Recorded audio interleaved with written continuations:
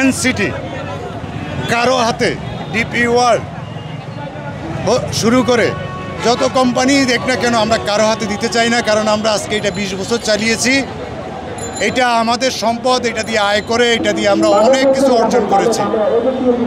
চিটাগং বন্দরের আশেপাশে যত গ্রিন জোন আছে সব কিছু দিয়ে দেখ, আমাদের কোনো আপত্তি নেই। আমরা চট্টগ্রাম বন্দর কর্তৃপক্ষের চেয়ারম্যানকে, উপদেষ্টাকে এবং প্রধান উপদেষ্টাকে স্বাগত জানাই।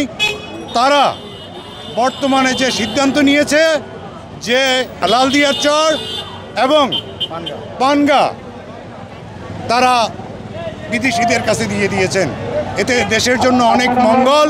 আমরা এটাকে স্বাগত জানাই এবং তার সাথে সাথে যদি বে টার্মিনালে দিয়ে দেয় আমাদের কোনো আপত্তি নাই, মাতার বাড়ি দিয়ে দেয় আমরা কোনো আপত্তি নাই।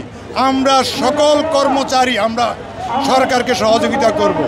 আমরা সরকারের কাছে শুধু একটাই দাবি জানাতে চাই, সেটা হলো মাননীয় উপদেষ্টা আমাদেরকে এতগুলো কর্মচারীর আশা আকাঙ্ক্ষা প্রতি এনসিটি সিসিটি কোনোভাবে আপনারা ডিপি ওয়ার্ল্ড কাউকে দিবেন না কেন? এখন বাংলাদেশ নেভি টানা তৃতীয়বার অর্জন করেছে দেশের সেরা সুপার ব্র্যান্ড স্বীকৃতি বসুন্ধরা টিস্যু।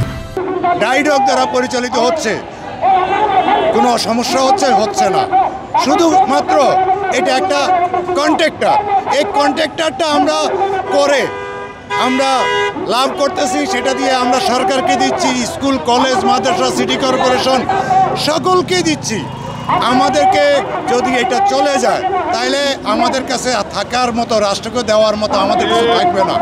উন্নয়ন পরিকল্পনাগুলো আমরা করতে পারবো না। আমাদেরকে দয়া করে প্রধান উপদেষ্টার কাছে অনুরোধ, দয়া করে ডিপি ওয়ার্ল্ডকে দিয়েন না।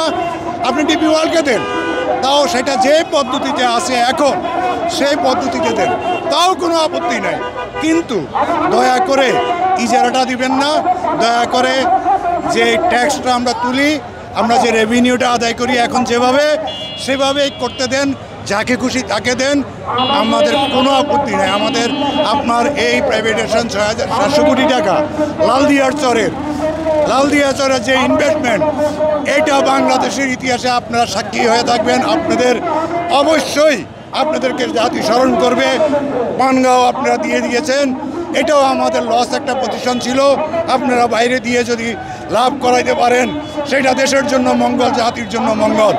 কিন্তু কোনোভাবে দয়া করে আবারও আমার চেয়ারম্যান মহোদয় এবং আমার উপদেষ্টা মহোদয় এবং আমার প্রধান উপদেষ্টা মহোদয়কে অনুরোধ করছি, দয়া করে এনসিটিটা কন্ট্রাক্টর নিয়োগ যেভাবে হয় সেইভাবেই দেন।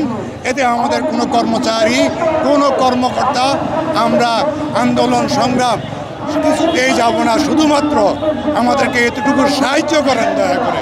আমরা চালাতে চাই, পরিশ্রম করে চালাতে চাই, কারণ এটা দিয়ে আমাদের অভিজ্ঞতা অর্জন করতে চাই। আর আপনাকে, আমার উপদেষ্টা মহোদয়দেরকে আবারও অভিনন্দন জানাচ্ছি। তারা যে পরিকল্পনা নিয়েছে সেটার জন্য আমরা তাদেরকে অভিনন্দন এবং দেশবাসীর পক্ষ থেকে অভিনন্দন আমরা দিলাম। আপনারা দয়া করে আমাদেরকে এতটুকু দেন, তাহলে আমরা আপনারা সবাই মিলে একসাথে কাজ করে দেশটাকে এগিয়ে নিয়ে যাব। এটাই আমাদের।